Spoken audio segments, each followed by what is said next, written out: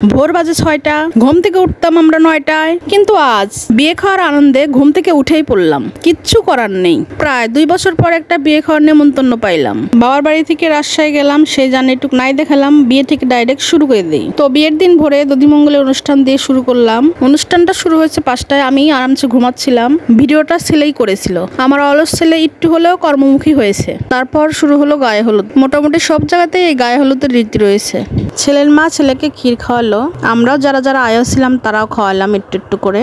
আজকে সারাটা দিনই ছেলেকে না খায়া থাকতে হবে, সেই জন্য আমরা সবাই মিলে একটু ভালো করেই খাওয়াচ্ছিলাম। হলুদ কোটার জন্য চালনটা আমরা রেডি করে নিচ্ছিলাম। যেহেতু এটা শহরের বাড়ি, এখানে তো ঢেকি নাই, এখানে ছাদেই আমাদের হলুদ করতে হবে। আমরা সবাই মিলে ছাদে যেয়ে হলুদ করবো। হামানদিস্তায় গ্রামের বাড়ি হলে ঢেকিতেই করতে পারতাম।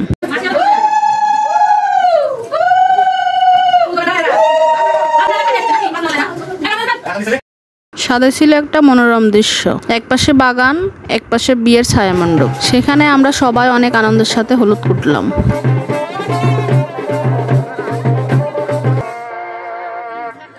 একটু নাচা গানাও হলো।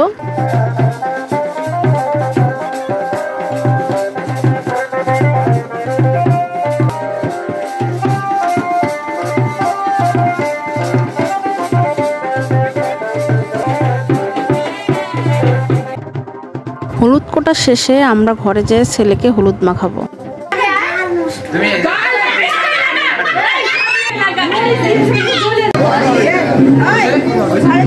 সবাই মজা করার জন্য বরের পাশাপাশি দুই ভাইকে হলুদ মাখালো।